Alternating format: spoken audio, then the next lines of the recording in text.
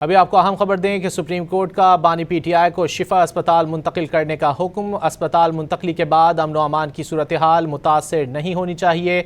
Supreme court की जानिब से कहा गया है बानी पीटीआई के इलाज के लिए मेडिकल रिपोर्ट तश्कील दिया जाए। ये कहा गया है सुप्रीम कोर्ट का बानी पीटीआई को शिफा अस्पताल मुंतकिल करने का हुक्म। अस्पताल मुंतकली के बाद अमन व अमान की सूरत हाल मुतासर नहीं होनी चाहिए। सुप्रीम कोर्ट की जानिब से ये कहा गया है बानी पीटीआई के इलाज के लिए मेडिकल बोर्ड तश्कील दिया जाए। सुप्रीम कोर्ट की जानिब से ये कहा गया है। अहम खबर है सुप्रीम कोर्ट का बानी पीटीआई को आज ही शिफा अस्पताल मुंतकिल करने का हुक्म सामने आया है। अस्पताल मुंतकली के बाद अमन व अमान की सूरत हाल मुतासर नहीं होनी चाहिए। सुप्रीम कोर्ट की जानिब से वाज़े अल्फाज में ये कहा गया है बानी पीटीआई के इलाज के लिए मेडिकल रिपोर्ट तश्कील दी जाए। सुप्रीम कोर्ट की जानिब से ये भी कहा गया है।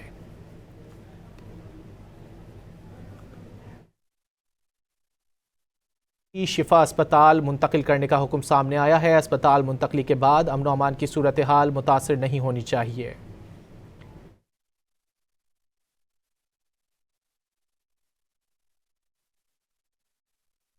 सुप्रीम कोर्ट का बानी पीटीआई को आज ही शिफा अस्पताल मुंतकिल करने का हुक्म सामने आया है। सुप्रीम कोर्ट की जानिब से कहा गया है कि अस्पताल मुंतकली के बाद अमन व अमान की सूरत हाल मुतासर नहीं होनी चाहिए। सुप्रीम कोर्ट की जानिब से वाज़े अल्फाज में कहा गया है बानी पीटीआई के इलाज के लिए मेडिकल बोर्ड भी तश्कील दिया जाए। सुप्रीम कोर्ट ऑफ पाकिस्तान की जानिब से ये अहम फैसला सामने आया है। सुप्रीम कोर्ट ने बानी पीटीआई को आज ही शिफा अस्पताल मुंतकिल करने का हुक्म दिया है। सुप्रीम कोर्ट की जानिब से ये वाज़े किया गया है कि अस्पताल मुंतकली के बाद अमन व अमान की सूरत हाल मुतासर नहीं होनी चाहिए। सुप्रीम कोर्ट ने कहा है कि बानी पीटीआई के इलाज के लिए मेडिकल बोर्ड भी तश्कील दिया जाए जो कि बानी पीटीआई की सेहत का जायज़ा ले सकेगा। इसी हवाले से बात कर लेते हैं। हमारे साथ मौजूद हैं ब्यूरो चीफ इस्लामाबाद इफ्तिखार शिराजी साहब। इफ्तिखार साहब, अहम हुक्म सामने आया सुप्रीम कोर्ट की जानिब से और बानी पीटीआई को आज ही शिफा अस्पताल मुंतकिल करने का कहा गया है, क्या कहेंगे?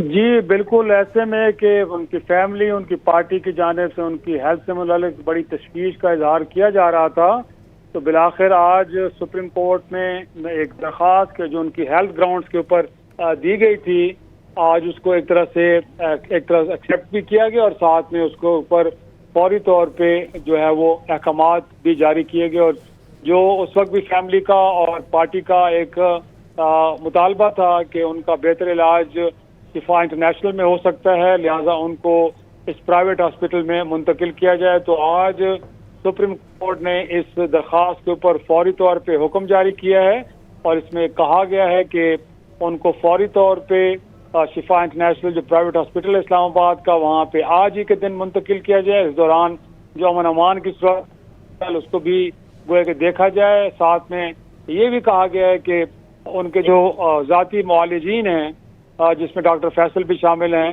गोया कि वो भी उनसे इस टीम के अंदर शामिल होंगे जो एक बोर्ड बनाया जा रहा है मेडिकल।